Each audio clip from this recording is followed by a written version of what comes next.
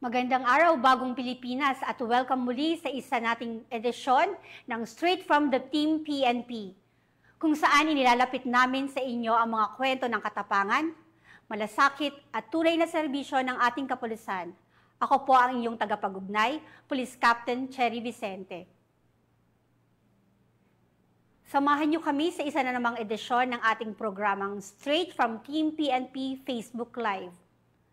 Una sa lahat ay nagpapasalamat po kami sa lahat ng umaantabay sa programang ito. Huwag po sana kayong magsawang suportahan ang lahat ng programa ng PNP. Sa ngalan po ng pamunuan ng Philippine National Police, sa pamumuno ng ating Chief PNP, Police General Nicolas Torre III, at sa liderato ng ating Pangulong Ferdinand Bongbong Marcos Jr. Sa Direktor ng Police Community Relations, Police Major General Roderick Agustos Alba, at sa Direktor ng Police Community Affairs and Development Group, Police Brigadier General Marvin Joe Saro, muli magandang araw sa inyong lahat. Ngayong araw, espesyal ang ating panauhin dahil kasama natin ang isa sa mga 20 napiling member ng PNP na pinarangalan ng 60th Ignacio B. Jimenez Outstanding Police Service Awards 2025 noong June 23, 2025 sa Ramon Magsaysay Center, Malate, Manila. Kaya samahan niyo kami at kilalanin natin ang isa sa mga huwarang pulis ng ating bansa. Ang guest po natin ngayon na isang awardee ay ang aking mentor. Siya yung nag-unlock ng talent na akala ko'y wala. Kaya naririto ako ngayon sa PICAG. At yung talent na yon ay talaga namang pong magagamit ko ngayong araw. Kaya mga kababayan, nais ko pong ipahatid sa inyo na walang ibang layunin ang programang ito kung hindi maipakita sa publiko ang tunay na mukha ng kapulisan. At ang ating panauhin ngayon ay patunay ng pagiging pulis ay hindi lang tungkulin kundi isang tunay na paninindigan. Kaya naman po, I'm very proud po na introduce sa inyo ang aking boss, ang aking mentor, kaibigan, ate, walang iba kundi si Police Colonel Cherry Lou Balanay Donato, ang Chief Financial Management Division ng Philippine National Police Academy. Ma'am, welcome po sa Straight from Team PNP. Wow, Chevy, it's nice to see you around. Napakasaya naman at magandang umaga po sa ating lahat. Maraming salamat sa pag-imbita sa amin sa inyong napakagandang programa. And thank you for the opportunity, Chevy, and nakakatuwang pakinggan. Andito ka na at sinusolo mo ng programa ito. Congratulations. Okay. Yes, ma'am, congratulations din and thank you very much din sa lahat ng suportang ibinigay mo. Talaga naman pong karapat-dapat kayo sa parangal ng binigay ng JCI Manila.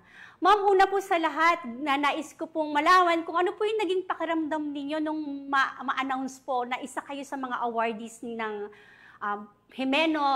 Ignacio B. Jimeno Awards po. Oh, yes. Yung pakiramdam, Chevy, unexplained. Hindi mo masasabi. Kasi, actually, it's not, we don't expect anything from that. I was just nominated by somebody who believed in my talent. And yung mga naging accomplishments na naging basis ng JCI Manila, it's like yung mga past activities na natin, not on my present position right now in the PNPA. But actually, yung pakiramdam, Chevy, halong tuwa at kaba because dumaan din siya sa phases. Parang they trim down numbers of applicants who are nominated with that award. And then after that, from the short list, we were given parang space for us to be interviewed by a panel coming from the JCI Manila. And nakakatuwa lang, it's like casual interview na hindi mo maiisip na nag-i-interview na sila. But of course, ang nakakatuwang parte doon is that they believe in the law enforcement. They believe there is a group or organization like the JCI Manila who believe on the talents of the PNP. Wise or big or small contribution for the community. Yun ang nakakatuwang iparating na naramdaman ko that time. Kasi parang kahit pala hindi tayo masyadong napapansin. Alam mo naman yun, Chevy, di Yes. ba?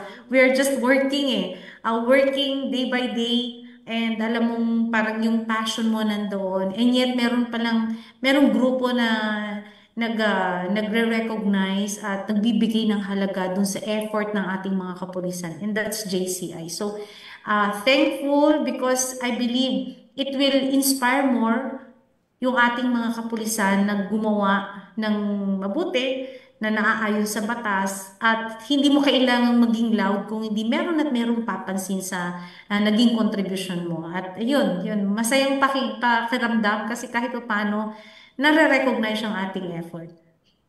Yes, ma'am. Thank you, ma'am. Ma'am, totoo ang yung nabanggit talaga ang mga kapulisan natin, sinasabi natin unsung hero, pero meron talaga itong mga ganitong institusyon na naniniwala pa rin sa atin. So despite of all the bashes and everything, napakita po natin talaga kung anong ating kontribusyon. Kaya napakasarap din po sa pakiramdam na na-recognize po ang inyong mga pagpupursige na hindi man natin ine-expect na talagang bibigyan, pero ayan, talaga ma'am na sobrang tuwa ko at very proud po ako sa inyo. Thank you. Ma'am, ano po yung mga na pakita yung example po doon na ginawa natin sa PNP na pinamunuan ninyo na palagay yung nakapagbigay pansin sa JCI at mapasama po tayo sa ganitong parangal? Yes, Chevy, I started, the accomplishments that I have submitted is when we were able to lead the RTC, the Regional Training Center in 4A, and then sharing to them kung ano yung mga na-contribute natin together with honing the skills and the knowledge of our policemen in the field, especially yung ating mga recruits at that time. And then I was able also to share yung ating mga naging activity with the Project Ready in the demand reduction under the PNP Drug Enforcement Group. So, nakakatuwa lang isipin na itong si JCI Manila, we're like on the same path na we do with the activities in the community, and of course they are more passionate in giving parang in taking all the activities with the community na involved mismo yung ating mga kabataan. And that's how demand reduction is all about. And I believe makaka-relate ka dito kasi dito tayo nagsimula. So, yun yung mga activities na nag-share natin sa kanila. And I was able also to share na I've been part of in a short time with the PNP QCPD, with the WCPD. So, parang napagdugtong-dugtong ko din yung mga activities na yun na even we are police women, at least we can still contribute with the community in a male-dominated surrounding. So, dun siguro kahit pa paano na-convince natin si JCI Manila na kahit pa paano meron tayong po pwedeng mai-contribute sa komunidad. Yes, ma'am. Ma'am, ang ganda nga po talaga nung pagtuturo. Naalala ko yung sinabi mo sa akin na talagang yung pagtuturo, magiging passion mo yan. Kung hindi mo man yan talent ngayon, talagang madedevelop mo yan kasi ilalagay mo yung puso mo doon. Sa'yo ko yun, ma'am, nakuha eh. So, nakita siguro ni JCI mo talaga yung puso mo sa ginagawa mo kahit walang makapansin. Basta tuloy-tuloy lang ang trabaho, yung pagmamahal po na ma-share po ninyo yung knowledge ninyo, lalong-lalo na sa kabataan na na-involve po sa mga illegal drugs. Sobrang daming kabataan po na natulungan ninyo, sabi nyo, di baling konti, basta mariretain sa kanilang puso yung mga itinuro. So talaga namang pong malaking bagay po talaga ang pagme-mentor, ma'am. Kaya sa lahat po ng mga kapulisan natin dyan, huwag mawalan ng pag-asa kahit na dire-diretso po ang pagsubok po, talaga pong darating yung time na talagang mapapansin din po ang ating magandang intensyon. Katulad ma'am lang nabanggit ko kanina, maraming hamon talaga sa pagiging alagad ng batas. Alam naman natin yan ma'am, lalo na sa ating organization. So ma'am, ano po yung nagsilbing inspirasyon ninyo para magpatuloy po at maaring maging batayan ng mga kasamahan natin na talagang parang nawawalan na ng motivation to work. So ano po yung ano po natin magandang inspirasyon at ano po yung ating i-advise po? Ayan, napagandang tanong, Sherry, no? Of course, andyan ang family. Yung support group mo I should be strong, di ba? Kasi alam naman natin na may pamilya din tayo na naiiwan somehow. At sobra ka makakarelate ulit dito dahil alam mong mapapalayo mo sa kanila and yet you need to catch up. But at the end of the day, isipin mo that we are doing this for them, okay? And then secondly, sa akin kasi, at I'm sure na gets na pick up mo na rin when we were together in DEG na kahit na matapos ang isang araw, kung meron tayong natutunan, don't hesitate to share it to your subordinates, sa ating mga juniors, 'di ba? Kasi walang mangyayari sa natutunan mo sa araw na yun kung hindi mo rin na i-re-echo sa kanila. So dapat hindi tayo nagiging madamot sa ating mga nalalaman, parang nang sa ganun, nai-inspire din natin sila. Kasi sabi ko nga, katulad niyan, pareho na tayo mula sa DEG, ganyan alam natin, mayroon tayong mga naiwan ng mga bata na nagpapatuloy ng ating mga nasimulan dun sa ating mga previous unit. So, dapat ganun lang at wag nating pipigilan ang ating sarili na matuto araw-araw. Ibig sabihin, always educate ourselves every day so that there is something that we can share sa ating mga subordinates. And somehow, sa tingin ko, yan lang yung lagi nagiging mantra ko eh. Kung ano yung pwede kong magawa sa isang araw, I don't let the day pass na wala akong kahit na konting accomplishment and yet meron ba akong naituro sa aking mga kasamahan.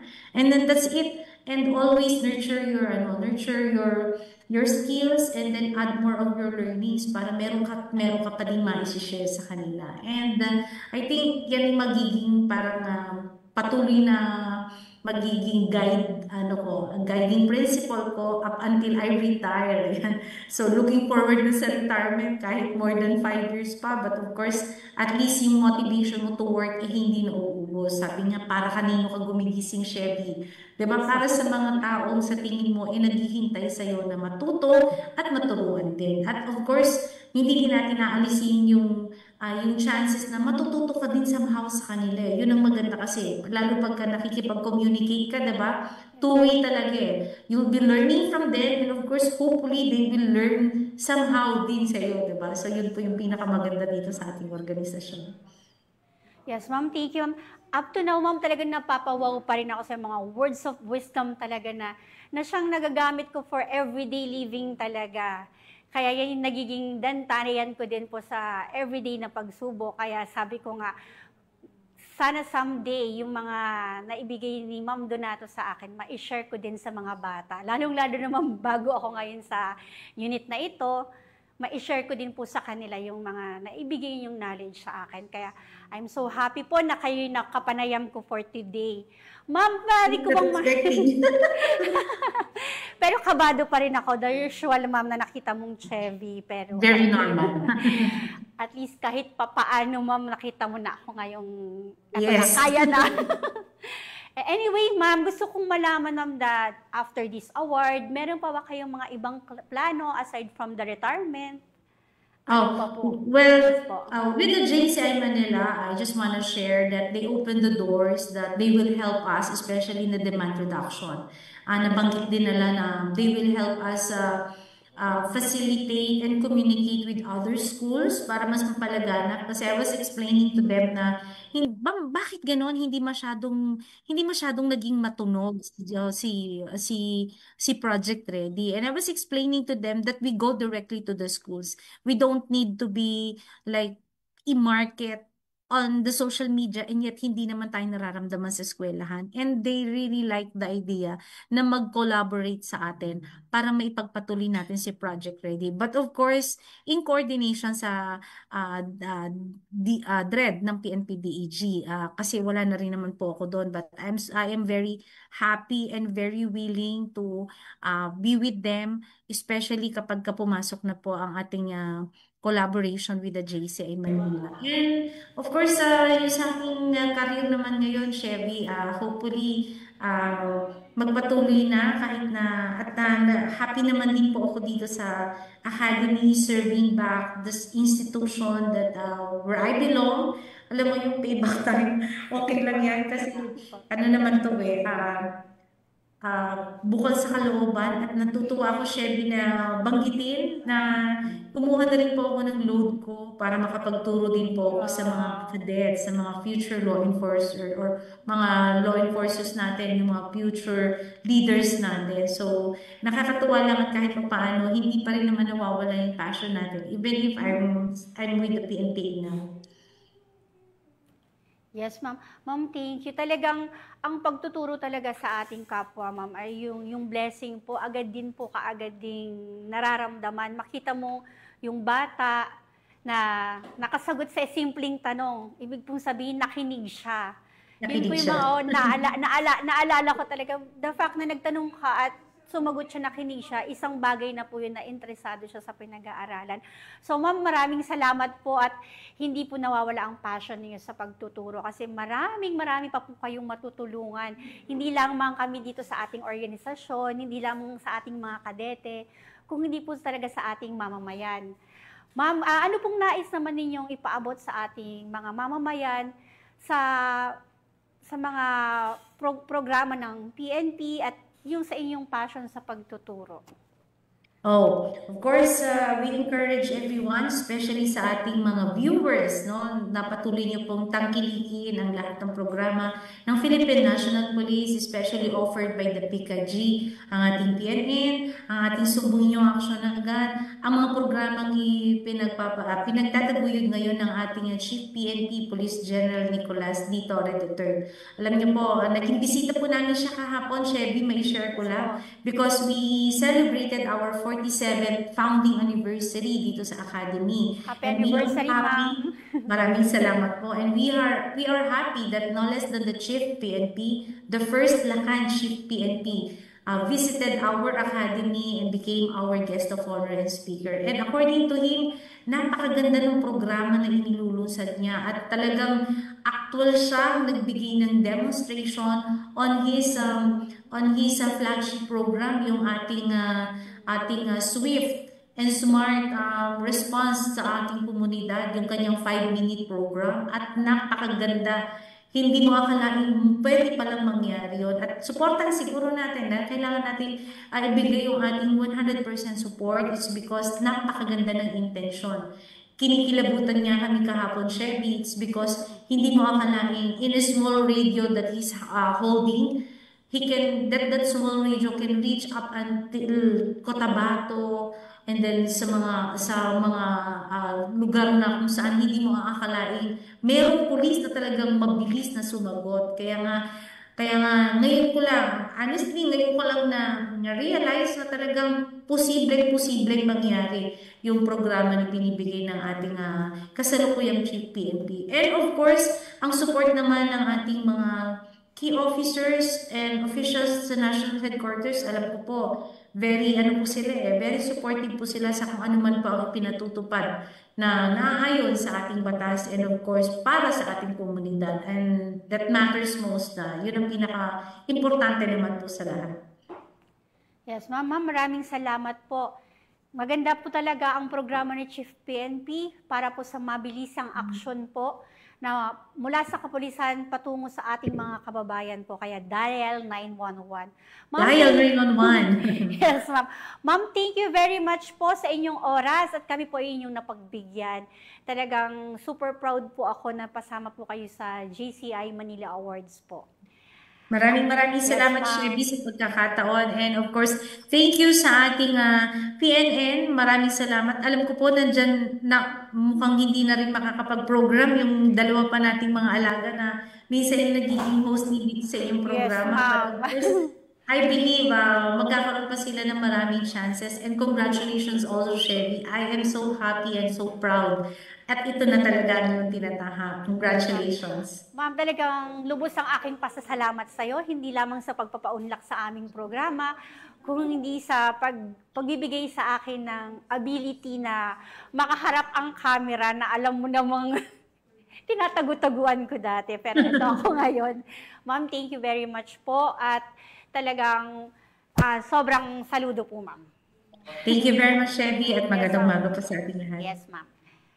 At bilang bahagi ng pinabilis at pinalawak na emergency response system ng pambansang pulisya, katulad na nabanggit ni Ma'am Colonel Cherry Donato na hindi posible ang pagresponde ng mabilisan within 5 minutes. Kaya po, huwag po ninyo nang hanapin ang mga pulis natin sa presinto sapagkat kami po ay nasa inyong mga telepono. Dial 911. Darating kami sa loob ng 5 minuto. Ang 911 ay bukas 24/7, maaaring tawagan kahit walang load at handang tumugon sa anumang uri ng emergency. Ipagbigay alam sa inyong pamilya, kaibigan, komunidad sa panahon ng pangangailangan at 911 ang inyong katuwang. So dial 911, then press 1 for the PNP, press 2 for the BFP. So, mula dito sa tanggapan ng tagapag-ugnay ng Pambansang Pulisya, ako po ang inyong tagapag-ugnay, Police Captain Cherry Vicente, in behalf po ng OIC ng TV and Radio Production na si Police Captain Nomer Macaraig. Magkikita tayong muli sa mga susunod na kwentuhan, talakayan at napapanahong impormasyon dahil dito sa Bagong Pilipinas, ang gusto ng pulis, ligtas ka. Ito pa rin ang inyong programa, straight from Team PNP Facebook Live.